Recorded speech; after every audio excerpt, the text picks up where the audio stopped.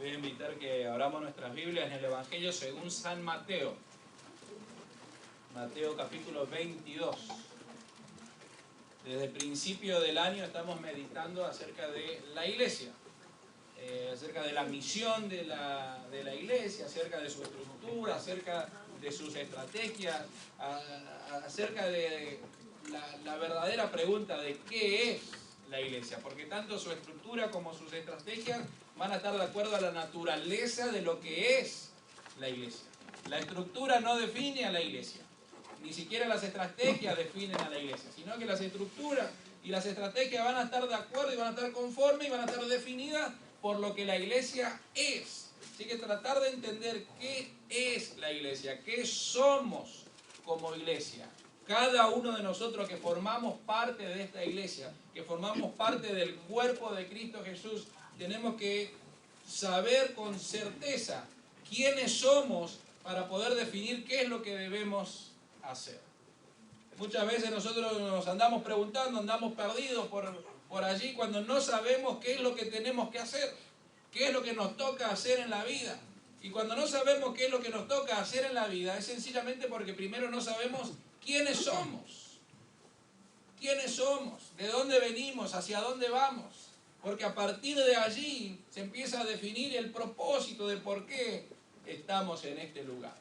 Así que vamos todo enero, todo febrero y lo que vamos de marzo arrancando para seguir meditando acerca de la iglesia.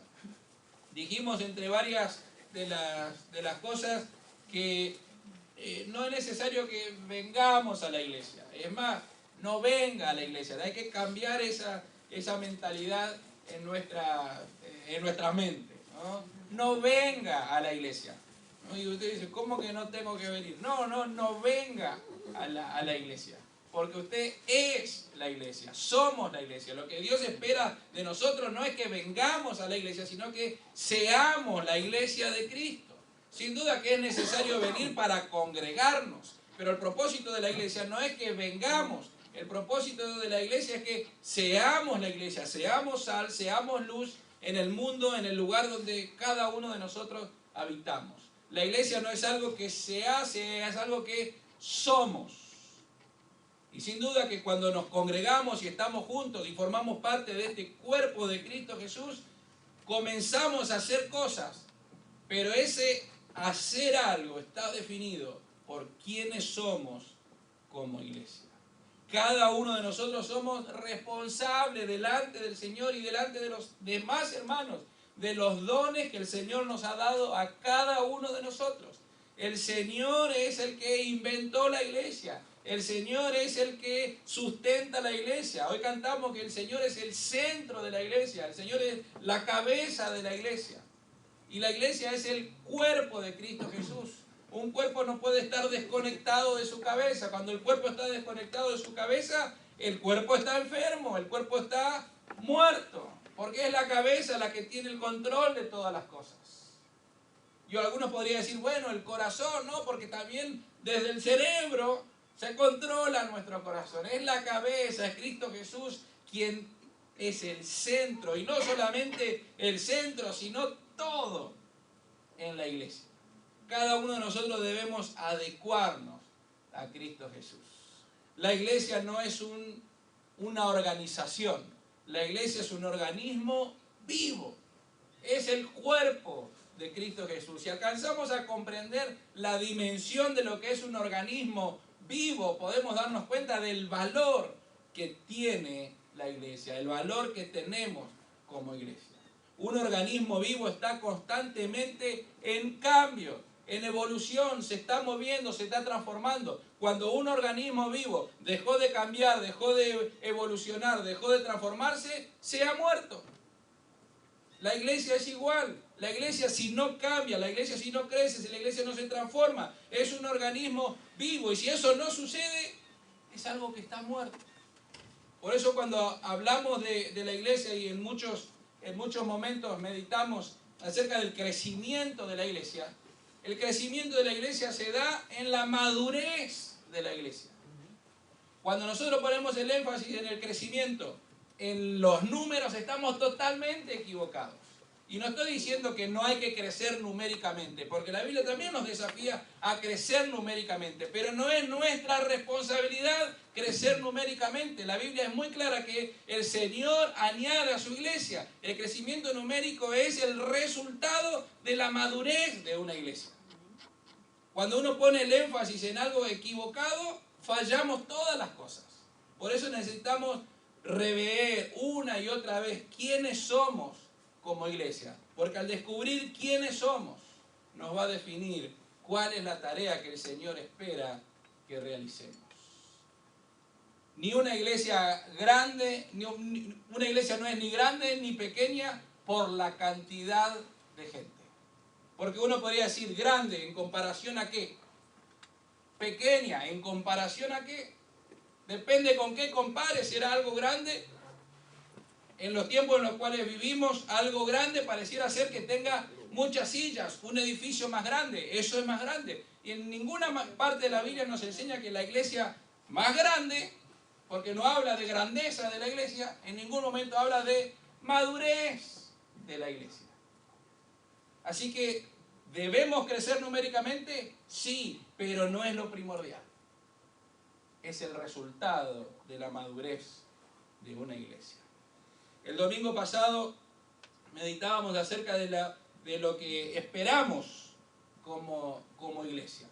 Y teníamos allí estos 4 gráficos que son los que tenemos en nuestros boletines desde que comenzamos aquí en Hillanden. Y son 4 gráficos que nos marcan los 4 puntos de la cruz de una iglesia. Así como el discípulo del Señor ha de llevar una cruz, como dice allí en Lucas capítulo 9, si alguno quiere ser mi discípulo, ¿cómo dice? Niéguese a sí mismo, tome su cruz cada día y sígame. Si alguien quiere ser discípulo del Señor, debe negarse a sí mismo. Si alguien quiere ser discípulo del Señor, debe tomar su cruz todos los días y seguir al Señor. No es solamente tomar la cruz y aguantar la cruz, hay que seguir al Señor. Y de la misma manera que el discípulo ha de seguir al Señor y ha de tomar su cruz, la iglesia necesita tomar su cruz, negarse a sí mismo, seguir al Señor en todo lo que el Señor manda a su iglesia. La iglesia tiene una cruz. Y este pasaje de Mateo 22, a partir del versículo 34, a ver si lo tengo bien, dice: en cuanto los fariseos oyeron que había silenciado a los saduceos con esta respuesta, se juntaron para interrogarlo nuevamente. Maestro, ¿cuál es el mandamiento más importante en la ley de Moisés? Y Jesús contestó: amarás al Señor tu Dios con todo tu corazón, con toda tu alma y con toda tu mente. Este es el primer mandamiento y el más importante. Hay un segundo mandamiento que es igualmente importante: amarás a tu prójimo como a ti mismo. Toda la ley y las exigencias de los profetas se basan en estos 2 mandamientos. Amarás al Señor tu Dios con todo. Y amarás a tu prójimo. Tiene el mismo valor de importancia que amar a Dios. Mire en el lugar que Jesús pone el amor hacia los demás, el amor hacia el prójimo. Lo primero de todo es amar a Dios. Como respuesta, como consecuencia, como resultado de este amor a Dios, debe saltar a la vista el amor hacia el prójimo.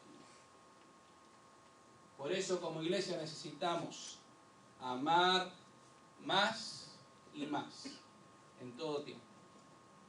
Esta es la cruz de la iglesia. Amar al Señor por sobre todas las cosas y con todo, y amar a nuestro prójimo. Esa es la cruz. El palo vertical y el palo horizontal. Dirigirnos al Señor en oración constante, verdadera, fiel. Buscar la adoración real y verdadera como adoradores que el mismo Dios anda buscando. en espíritu y en verdad. Esa es la adoración que debemos buscar constantemente, cada uno de nosotros, de manera personal, pero también cuando estamos juntos, cuando estamos congregados. ¿Por qué? Porque nos animamos unos a otros a buscar más y más del Señor. La adoración es una necesidad que nosotros tenemos. No es algo que Dios necesita. Dios no necesita adoración. Dios es digno de adoración, merece toda la adoración, pero no la necesita. Lo único que anda buscando, tampoco anda buscando adoración, anda buscando a los adoradores. Somos nosotros que necesitamos adorar al Señor. Somos nosotros los que necesitamos fundamentarnos en la palabra del Señor. Por eso el segundo gráfico que encontramos allí tiene que ver con la palabra del Señor, porque es la palabra del Señor la que nos dice exactamente hacia dónde el Señor quiere que nos movamos. Cuando estamos fundamentados en la palabra del Señor, podemos saber con claridad qué es lo que Dios espera de nosotros. No son nuestras ideas, no son nuestras estrategias, no son modelos que se puedan mirar o copiar de otros lados, no son estudios que se hagan en otros lugares, es lo que la palabra de Dios nos marca. Y la palabra de Dios sigue siendo tan actual como desde el día que comenzó a ser escrita. Para muchos, y aún lamentablemente para el mismo pueblo cristiano, la Biblia pasó a ser un libro viejo, antiguo. Y por más que nosotros sigamos diciendo que es la que sustenta y fundamenta nuestra fe, la iglesia ha dejado la palabra de Dios. Ahora yo les voy a mostrar algunas estadísticas que nos demuestran cómo estamos. Y quizás por qué la sociedad está como está, porque no es problema de la sociedad, es problema que la iglesia no cumple su razón de ser. La iglesia ha dejado la palabra de Dios, ha abandonado la palabra de Dios. Prefiere escuchar otras cosas con respuestas más rápidas y concretas según nuestras características que tomarnos el tiempo del proceso que Dios quiere hacer en cada uno de nosotros. Una verdadera adoración a Dios fundamentada en su palabra. Déjenme leerle un versículo bíblico que nos habla acerca de la Biblia. Y dice así, Juan capítulo 8, versículo 31 y 32. Jesús le dijo a los que creyeron en él: ustedes son verdaderamente mis discípulos si se mantienen fieles a mis enseñanzas, y conocerán la verdad, y la verdad los hará libres. Comúnmente nos acordamos solamente de ese versículo, ¿no? Conocerán la verdad y la verdad os hará libres. Pero no es solamente una cuestión de conocerla. Si no nos mantenemos fieles a las enseñanzas del Señor, no sirve absolutamente de nada. Porque si no nos mantenemos fieles a las enseñanzas del Señor, si no nos mantenemos fieles a la palabra del Señor, es que no hemos conocido al Señor. Y no somos ni siquiera libres aún. Necesitamos buscar al Señor en una verdadera oración, en una verdadera adoración fundamentada en la palabra del Señor. Por eso hay que crecer más y más en el estudio de la palabra de Dios. Y cuando digo estudio no me refiero a la lectura solamente. La lectura es necesaria, pero lo que realmente necesitamos es el estudio. ¿Qué diferencia hay entre leer la palabra de Dios y estudiar la palabra de Dios? Ya lo dije varias veces. Es tener un lápiz al lado nuestro, es tener una hoja, un cuaderno, tomar notas. Eso es estudiar la palabra de Dios. Si alguno se acuerda cuando estudiaba, cuando iba a la escuela, ¿no? Quizá para muchos fue hace muchos años, no leía solamente el libro, subrayaba el libro, marcaba el libro, tomaba notas. No importa la materia que usted está estudiando, si usted está estudiando, está teniendo algo al lado para hacer anotaciones, para hacer una investigación. Pero la iglesia se ha convertido en un lugar donde me entretengo a ver qué es lo que hay hoy en la iglesia. Y no es solo que la palabra de Dios se debe estudiar en la iglesia. La palabra de Dios debe ser estudiada en todo momento, en todo tiempo. Pero hay un momento en el cual lo hacemos juntos. Tiene un valor extra, tiene un valor agregado. Pero necesitamos seguir estudiando la palabra de Dios. Y hermanos, ¿sabe dónde se estudia más la palabra de Dios? No el domingo en el culto. En la escuela dominical. Si va a venir a la iglesia, es en la escuela dominical. Un miércoles, en la reunión de oración. Tenemos más tiempo de mirar. tenemos más tiempo de compartir, tenemos más tiempo de opinar. El domingo hablo yo, y ustedes...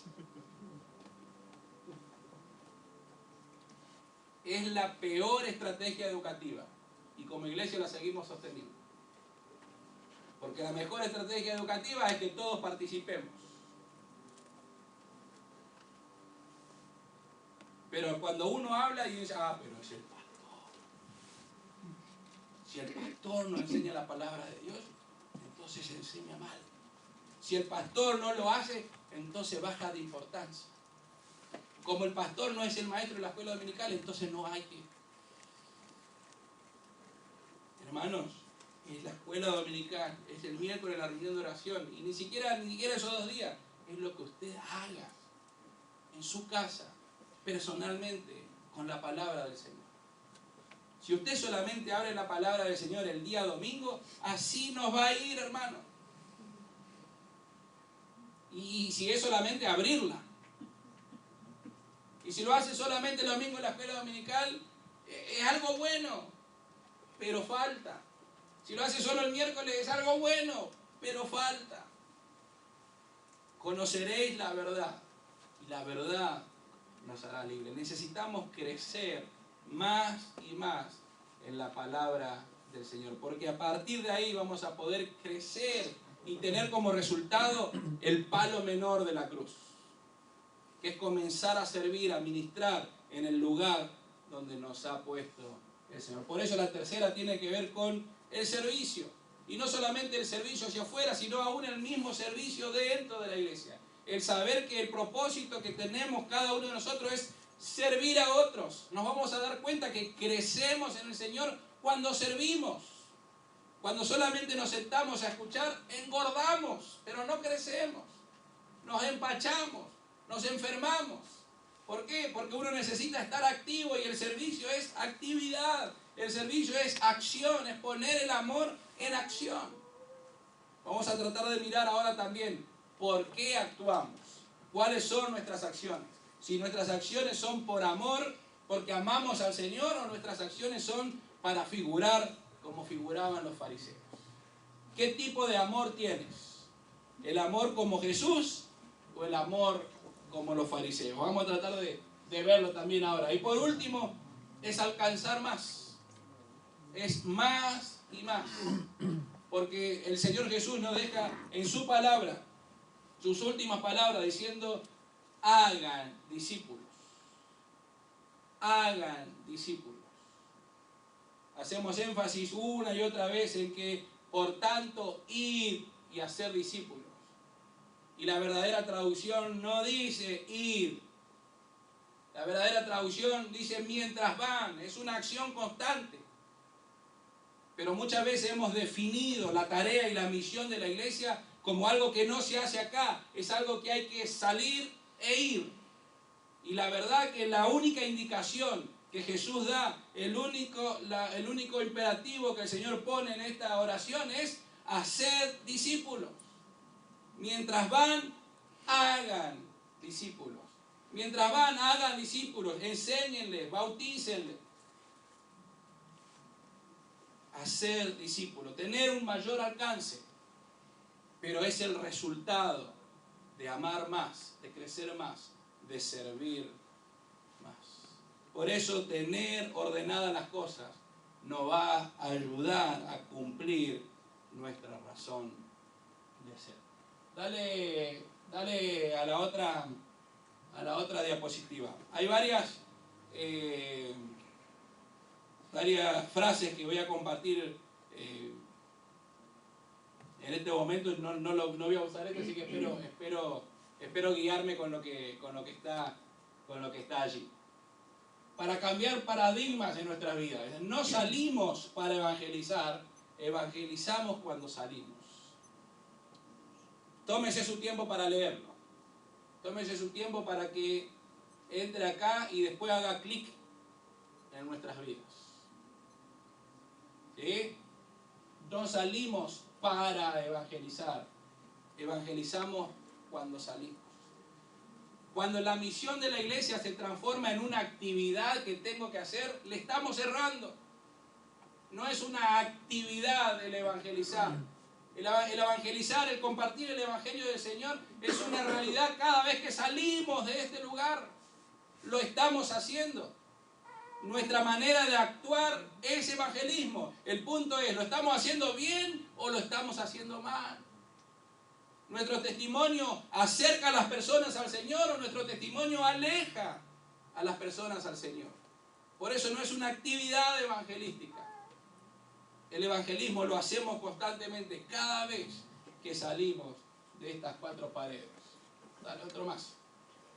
La diferencia entre ser parte de las misiones y vivir misionalmente. El domingo pasado, cuando repartimos el papelito y fuimos escribiendo allí, cada uno iba poniendo, la gran mayoría volcó algo acerca de las misiones. Queremos ser una iglesia misionera.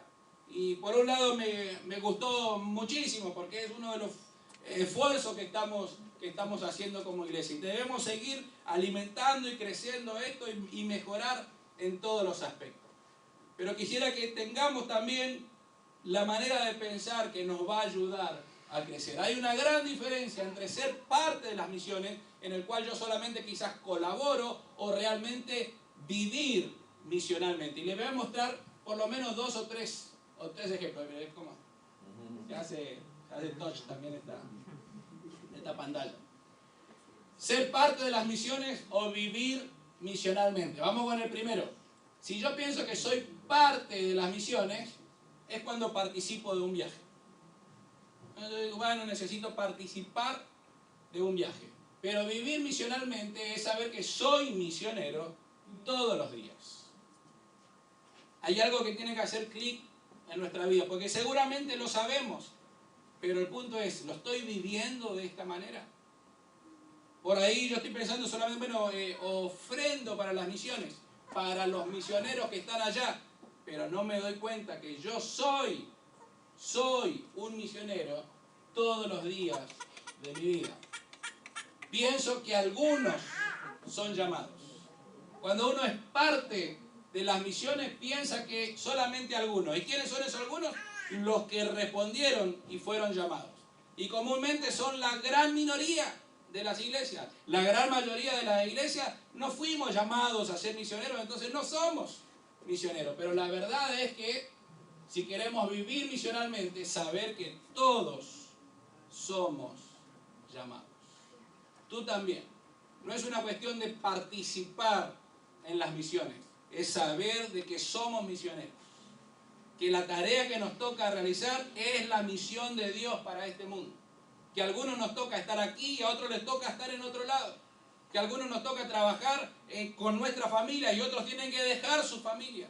Que a algunos nos toca trabajar en determinados trabajos en la iglesia y a otros les toca trabajar fuera de la iglesia. No, el trabajo misionero no es en la iglesia. El trabajo misionero es en el campo, en el mundo que necesita del Señor. No somos parte de una actividad misionera. Todos somos llamados a ser misioneros. Somos misioneros. Dale el otro, por favor. El llamado es para todos, pero no para cualquiera. Y aquí está la gran diferencia. El llamado del Señor está abierto a todos.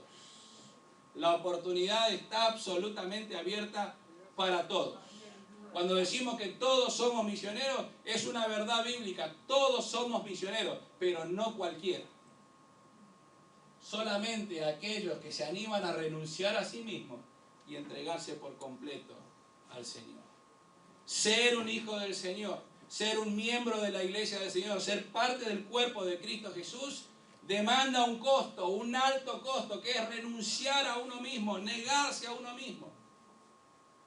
Pero cuando solamente participamos en la iglesia, soy un partícipe. Pero el verdadero Hijo de Dios se niega a sí mismo y se entrega por completo al Señor. Por eso todos somos llamados, pero no cualquiera es capaz de hacer esto.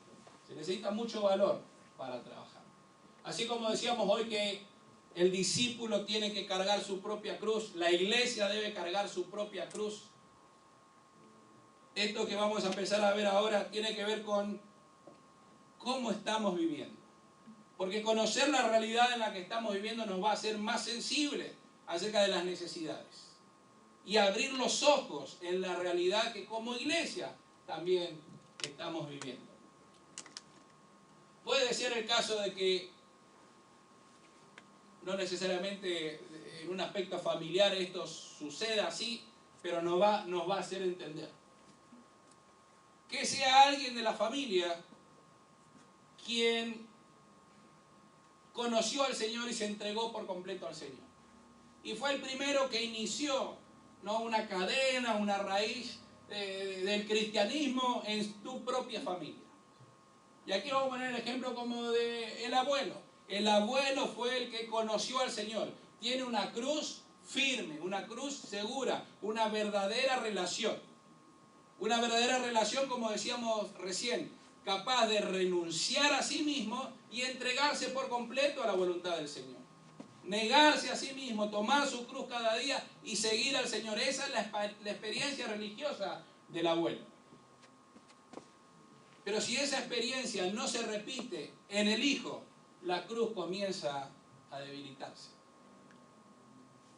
Y en muchos casos, en las iglesias, tenemos hijos de padres creyentes. Pero como ya se formaron en la iglesia, pensamos que son cristianos con una relación firme. Y sepamos que la realidad es que su cruz no está definida. Hasta que no tomen conciencia de la necesidad de Cristo Jesús, de Dios en sus vidas. Así que lo peor que podemos hacer como iglesia y lo peor que podemos hacer como familia es creer que porque ya nuestros hijos están en la iglesia, que ya son cristianos. Se tiene que definir la cruz del discípulo en sus propias vidas. Por eso el Señor dice que Él es Dios de Abraham, Dios de Isaac, Dios de Jacob, Dios de cada una de las generaciones. En el caso de Isaac, no era el caso de que era Dios de Abraham. Para Abraham era su Dios. Para Isaac era su Dios. Para Jacob era su Dios. Pero la realidad en la que estamos viviendo es que comúnmente el segundo ya se sabe toda la vida cristiana. Porque quizás hasta como el papá fue cristiano y fue a la iglesia, fue a la escuela dominical siempre. Aprendió los versículos bíblicos, sabe toda la respuesta que en la iglesia le van a hacer. Pero eso no significa que tiene una relación personal con el Señor. No significa que ha renunciado a lo que es para poder entregarse al Señor por completo. Y si esa persona tiene hijos, la cruz se sigue debilitando más y más. La única manera de uno saber que es un verdadero discípulo del Señor es si toma su cruz cada día y le sigue. Por eso hay una frase tan popular, ¿no?, que Dios tiene hijos y no tiene nietos. Porque necesitamos ser hijos de Dios. No soy cristiano porque mi papá es cristiano. Esto es algo que de generación en generación tenemos que aprender a transmitir. Y no es algo que lamentablemente se enseña a través de conocimiento. Es algo que lo debemos experimentar. Y aún aunque experimentemos una fe verdadera y real en el Señor, ni siquiera eso nos asegura de que nuestros hijos van a ser buenos cristianos. Muchos de los que estamos acá podemos tener esa misma experiencia. Pero necesitamos que cada uno conozca al Señor de una manera personal. ¿Cuál es tu caso? No lo contestes ahora. No lo contestes públicamente y no me lo contestes a mí. Pero sí contéstate esta pregunta. ¿Cuál es tu caso? ¿Fueron tus abuelos? ¿Fueron tus padres? ¿O tú eres un hijo de Dios? Tú has renunciado a ti mismo. Tú estás cargando la cruz y tú estás sirviendo y entregándote al Señor de manera personal. Dale el siguiente, por favor. Este es el mundo en el que estamos viviendo. somos como 7.000 millones de personas. Si lo quiere contar con los números, es un montonazo, ¿no? 7.000 millones de personas. La gran mayoría no somos los hispanos, gracias a Dios. La gran mayoría son ¿de qué lugar? Asiáticos. Los asiáticos son los que tienen la población mayor en todo el planeta Tierra. Y la gran mayoría vive en Asia. Eso debe ser una coincidencia, ¿no? Pero no significa que solamente viven en Asia, también están en distintos lugares. Vamos a ir mirando, pero quiero que veamos el mundo completo. Si tendríamos que definir el mundo en 4 palabras, esta es la primera: asiáticos. El mundo tiene en su mayoría asiáticos. Fíjense cuán grande es la diferencia. Más del 50% de la población, más de la mitad de la población mundial es asiática. El siguiente. El mundo en el que estamos viviendo es un mundo totalmente urbano. Por primera vez en la historia de la humanidad, perdón, la gente se ha movido de los campos a las ciudades. Ya creo que lo he compartido en otras oportunidades, pero necesitamos remarcarlo, hermanos. Saber que el mundo en el que vivimos es un mundo asiático y es un mundo urbano. No quiere decir que ya no hay gente en los campos. Quiere decir que la mayoría de la gente hoy vive en las ciudades. Cambió la historia de la humanidad, hermano. Estamos viviendo un momento tan único que debemos alcanzar a comprenderlo. El mundo hoy es un mundo urbano y la gran mayoría de nuestros ejemplos bíblicos son rurales. Nuestra estrategia, nuestra forma de enseñar al Señor tiene que ver con cosas que los chicos de hoy no entienden. Y no solamente los chicos, los jóvenes ni los adultos. Y cuanto más años sigan pasando, más urbanizado va a estar.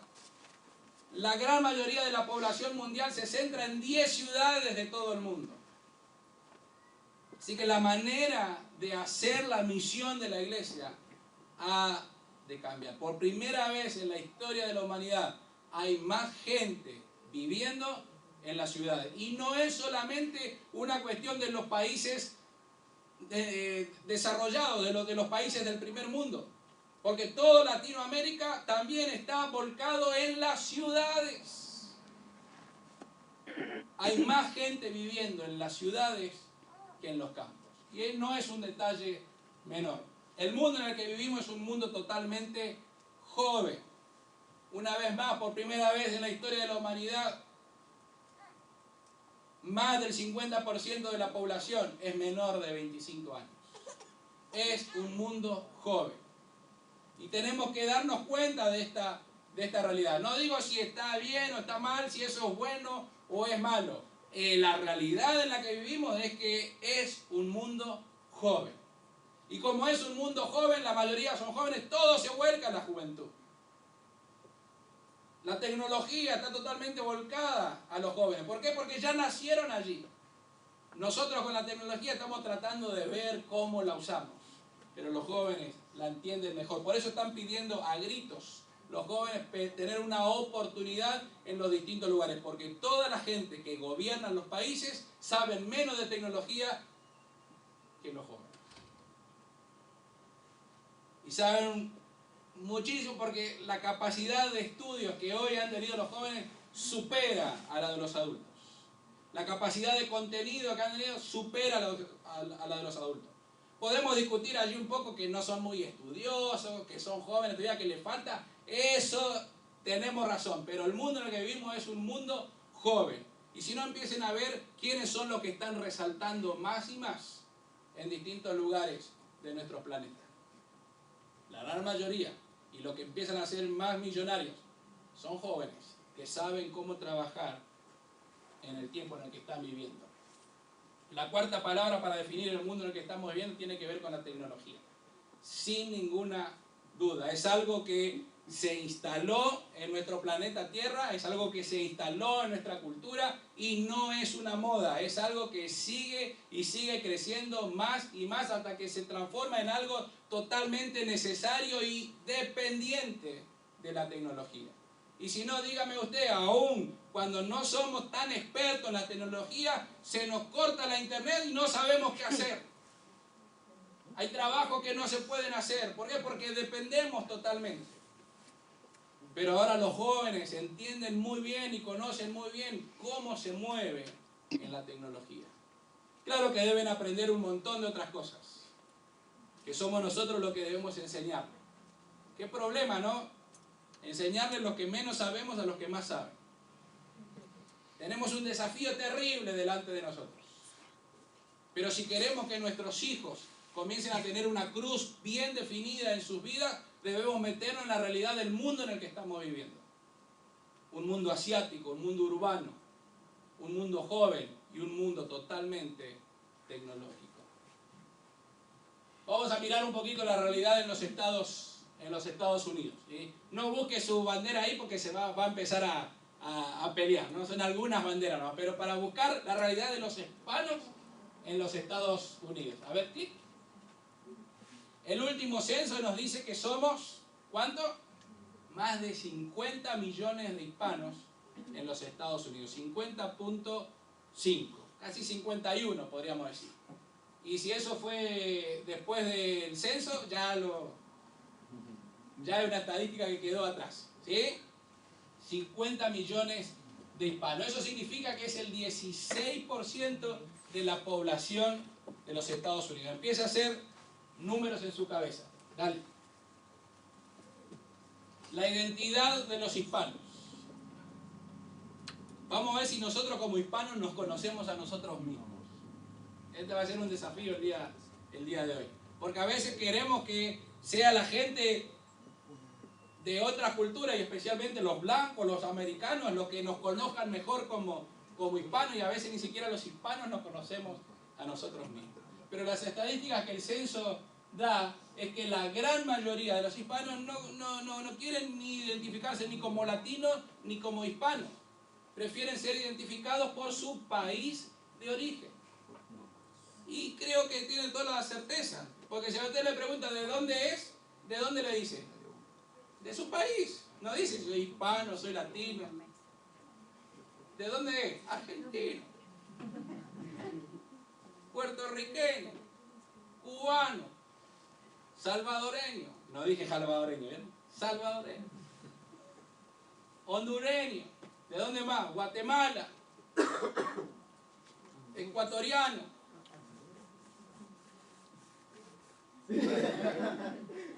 Bolivianos, peruanos, hay de todo en los Estados Unidos. Pero nos identificamos mejor y preferimos ser identificados por el país de origen. Pero ahora viene la siguiente, a ver si está ahí. Percepción, bueno, conocer las características propias del siglo XXI nos va a ayudar a ser más efectivos en nuestra tarea misionera. Vamos a hacer un pequeño jueguito. Percepción versus realidad. ¿Qué es lo que percibimos a simple vista y cuál es la realidad? Y a ver en dónde nos estamos moviendo. ¿En un mundo perceptivo o en un mundo real? ¿Lo que estamos haciendo es algo que aparenta ser algo o realmente estamos enfocados en la realidad en la que estamos viviendo? Primer pregunta. No ponga nada todavía ahí. ¿Coca-Cola o Pepsi? Usted tiene que elegir una, tiene que preferir una, no puede decir ninguna, tiene que elegir una. ¿Coca-Cola o Pepsi? A ver, levante la mano Coca-Cola, a ver Coca-Cola. Baje la mano. Pepsi es la nueva generación. La Coca-Cola va ganando la Coca-Cola. Bueno, ¿qué prefiere? Acá va más pulsante, ¿no? ¿Mentirle a un amigo o que un amigo te mienta? Piénselo. Tiene que aceptar una. ¿Qué preferís? O sea, como que no queda otra alternativa. O le tengo que mentir a mi amigo o que el otro me mienta. Y si el otro me miente, yo sé que me está mintiendo. No es que, bueno, tener esta realidad. Mentirle a un amigo o que un amigo te mienta. Alonso, ¿cuál? Que te mienta. ¿Vas a aguantar esa traición? ¿Problema?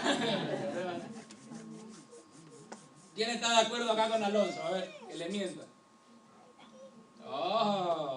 Entonces, el resto quiere decir que prefiere mentirle a un amigo.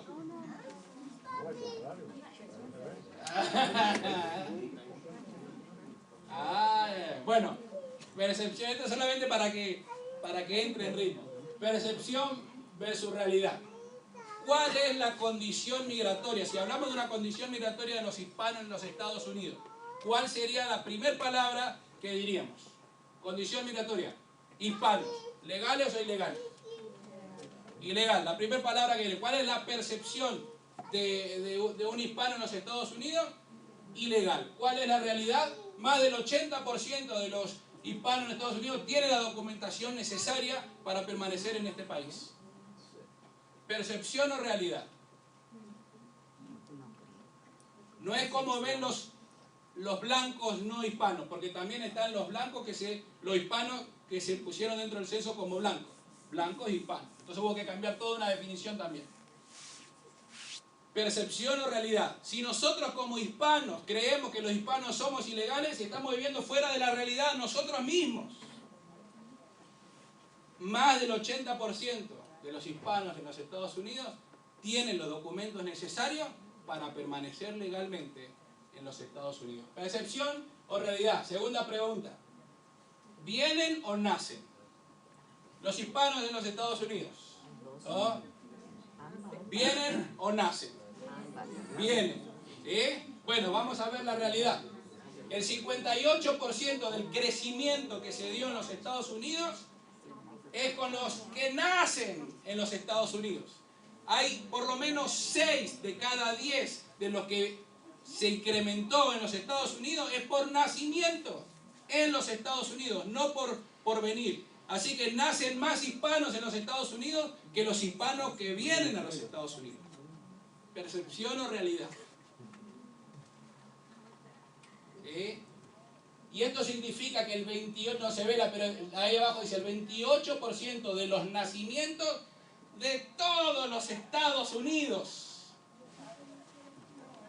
es la tasa de nacimiento hispana.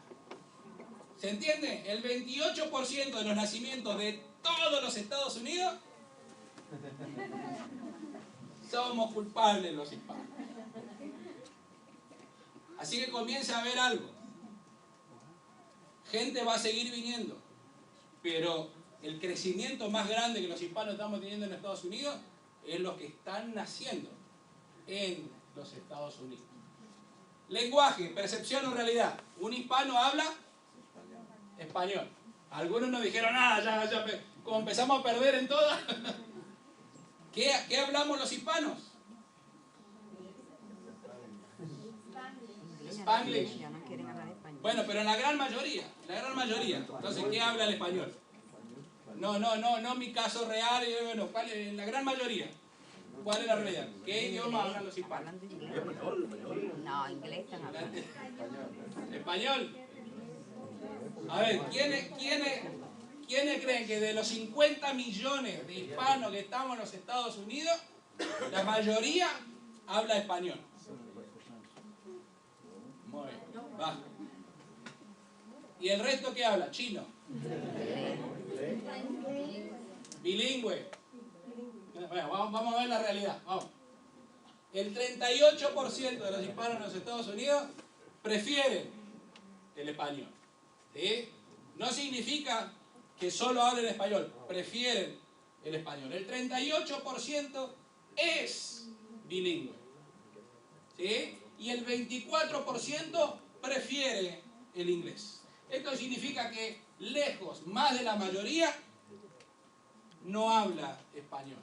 Percepción o realidad. No todos los hispanos en Estados Unidos hablamos español. Y encima lo que hablamos español, de cada país decimos cualquier barbaridad. Es decir, que la realidad en la que vivimos es un lenguaje totalmente diferente. Dale el siguiente. De los 50 millones de hispanos que estamos en los Estados Unidos, este es el último censo y toda la fuente es totalmente confiable, ¿sí? Así que lo pueden buscar allí, que está dentro de las mismas estadísticas que el censo de los Estados Unidos ha realizado en el 2010. La participación de hispanos como votantes. Yo sé que algunos están diciendo, y se olvidó de predicar la palabra del Señor. No, hermano. No estamos haciendo política tampoco. Estamos tratando de revolucionar a los hispanos. Estamos tratando de que los hispanos en Estados Unidos, y especialmente la iglesia hispana en los Estados Unidos, sepamos en la realidad que estamos viviendo, porque de aquí nos va a demandar el Señor lo que espera que hagamos. Fíjense cómo fue creciendo desde 1988 hasta las elecciones del 2012. La capacidad de voto que tiene el pueblo hispano. Y hubo un partido, que no voy a decir cuál, en los Estados Unidos, que lo supo muy bien y por eso ganó las elecciones. ¿Sí? No lo dijo. No lo dijo. No. No dije ¿Percepción o realidad? 24 millones prácticamente, 24 millones son elegibles para votar, están en la condición de votar. De los 50 millones de hispanos, la mitad están en condiciones de votar. Y hoy dijimos, bueno, más de la mitad, más del 80% están legalmente. Bueno, la gran mayoría de ellos son niños menores de 18 que todavía no pueden votar, pero que van a estar en condiciones. ¿Sí? Pero hoy, 25 millones pueden votar, pero miren cuánto votamos. La mitad. Si ya los hispanos decidimos cuál es el presidente de los Estados Unidos, votando la mitad de los hispanos nada más, fíjense el poder que el pueblo hispano tiene en los Estados Unidos, la influencia que el pueblo hispano tiene en los Estados Unidos. Y los Estados Unidos lo saben muy bien, por eso están empezando a abrir un montón de puertas. Y no crean que se están cerrando solamente. Algunas se abren y otras se cierran, eso seguro, pero la realidad en la que estamos viviendo es que nosotros tenemos la posibilidad de cambiar e influir los Estados Unidos. ¿Por qué? Porque nos estamos quejando muchísimo de cómo están los Estados Unidos. Y también nosotros vivimos acá, y si tenemos la oportunidad de votar, nosotros tenemos la responsabilidad delante de Dios y delante de la iglesia y delante de los Estados Unidos de emitir nuestro voto. Por eso, si nosotros logramos hacer ese cambio, también vamos a poder transformar la realidad en la que estamos viviendo. Y esa es la función de la iglesia. No es una función política. Para la política están los políticos. Para lo espiritual está la iglesia.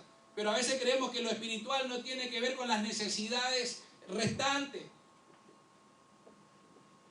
Toda la acción social, todo el servicio, toda la ayuda que toda la gente de los Estados Unidos tiene, la podemos dirigir a través de los votos. Así que, hermanos, tenemos que empezar a trabajar con la generación que puede tomar decisiones, a que lo haga. ¿Por qué? Porque eso es ser maduro y ser responsable. ¿Cuál es el error más grave de esta generación? La cultura light. No se hacen responsables de nada. Hermanos, tenemos que asumir la responsabilidad que nos toca vivir. Y al ser responsables empezamos a madurar como personas. Y cuando maduramos como personas podemos madurar como cristianos. No puede haber una realidad que como cristiano sea maduro y un inmaduro social. No existe esa realidad. O somos maduros o somos inmaduros. Y necesitamos asumir nuestra responsabilidad. Porque asumiendo nuestra responsabilidad cambiamos la situación en la que estamos. Dale uno más. Mira, esta vez la gente ignora el poder que tiene. Oremos por Venezuela, sin duda. Oremos por Ucrania. Son necesidades. La gente está harta de un montón de cosas y tiene que salir. Pero si nosotros seguimos sin asumir nuestra responsabilidad, ese es el camino y la dirección que podemos llegar a tomar. Siga el siguiente. Las tendencias de nuestro propio pueblo hispano en un tema que es totalmente actual. Fíjese cómo ha cambiado solamente en 6 años. No estamos hablando de hace 50. En 6 años. 31% o 51%. A favor o en contra del matrimonio del mismo sexo. Fíjense cómo hubo un traslado. Hoy la mayoría del pueblo hispano está a favor. Después podemos analizar esta cuestión, pero esta es una tendencia. Porque el pueblo hispano también está cambiando su manera de pensar. Entonces tiene la posibilidad de influir, pero también tiene la circunstancia de ser influenciado. Entonces, ¿cómo estamos formando a nuestros niños, a nuestros jóvenes, en nuestras casas, en nuestras iglesias, para asumir su responsabilidad? Otro. Algunos cambios de tendencia. El mismo lugar, en el 2005 y el 2012, mire, se ve la cara de la... Bueno, ustedes casi no ven nada ahí, se ve la cabeza de la gente. Y acá que se ven, todos celulares. Usted va a una caña, usted va a un parque, donde sea, hoy ve, no, cambios. La otra.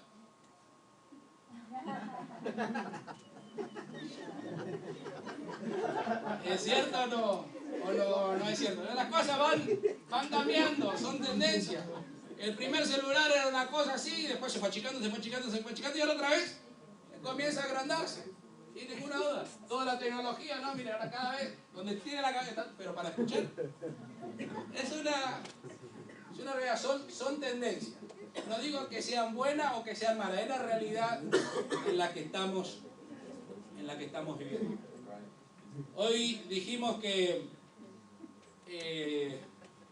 el lenguaje que hablan los hispanos en los Estados Unidos no necesariamente la mayoría es español. Así que es algo que nosotros tenemos que ver cómo hacerlo, cómo vamos a hacer iglesia. Hay más números que lo vamos a seguir mirando el próximo domingo. Pero quiero enfatizar en este punto y cerrar con este punto. La tendencia, lo que se está esperando en los Estados Unidos, que es que en 30 años, más del 50% de los niños en las escuelas sea hispano. Más del 50%. Es la tendencia de crecimiento que tenemos. Y nosotros sabemos que nuestras tendencias nosotros las rompemos mucho tiempo antes, ¿no? Pero más del 50% de la población escolar serán hispanos. Así que la realidad va a ser distinta. El tipo de país que tengamos ha de depender de cómo formemos desde hoy a estos niños. Si los dejamos en manos de las escuelas, así van a estar. Es nuestra responsabilidad como padres de educarlos. Está en nuestras manos, hermanos, un tiempo importantísimo en la historia de la humanidad. Y si Dios nos permitió nacer en este tiempo es porque Él confía que nosotros podemos hacer la tarea para la cual nos mandó. No importa la edad que tengas. No importa si viniste de otro país a los Estados Unidos, si naciste en los Estados Unidos. La realidad es que estás viviendo acá, estamos viviendo acá y somos responsables por esta situación. Ahora, no quiero hablar de la iglesia del futuro, porque el futuro de la iglesia creo que está asegurado, por una sencilla razón, que el Señor se encarga de edificar su iglesia. Si podemos confiar en la palabra del Señor, es porque el Señor será responsable. Pero habría que ver si el Señor se encarga de su iglesia, el tipo de iglesia que nosotros estamos pensando y experimentando. ¿Cuál es la iglesia del futuro? Para las generaciones que vienen, para las características del mundo que en pocos años vamos a estar viviendo. Hermanos, lo que hagamos hoy, la iglesia de nuestro presente, va a marcar la iglesia del futuro. Es lo que hagamos hoy. El presente de la iglesia desarrolla el futuro. Los cambios que podamos hacer mirando al futuro, pero hoy será una transformación real de la iglesia. Porque será una iglesia realmente multicultural. ¿Por qué? Porque todos los niños ya comparten su vida en las escuelas con todas las culturas. No será el tiempo como en el que estamos viviendo hoy, donde las culturas tenemos nuestro propio lugar. Donde las culturas nos coordinamos y tratamos de integrarnos y es como un engranaje que, bueno, yo hago esto y vos haces esto. Pero la generación de los niños que está hoy en las escuelas convive con otras culturas. Así que la iglesia de no muchos años será una iglesia verdaderamente multicultural. Tenemos que conocer los tiempos en los que estamos viviendo. Amarás al Señor tu Dios con todo tu corazón. Amarás al Señor tu Dios con todas tus fuerzas. Amarás al Señor tu Dios con toda tu mente. No hay nada que puede quedar afuera de un amor hacia el Señor. Pero tampoco nada puede quedar afuera a un amor a los que están alrededor nuestro. El Señor nos dio la oportunidad y el privilegio de ser sal y luz en este tiempo. Hermano, no venga a la iglesia. Seamos la iglesia que el Señor espera de nosotros.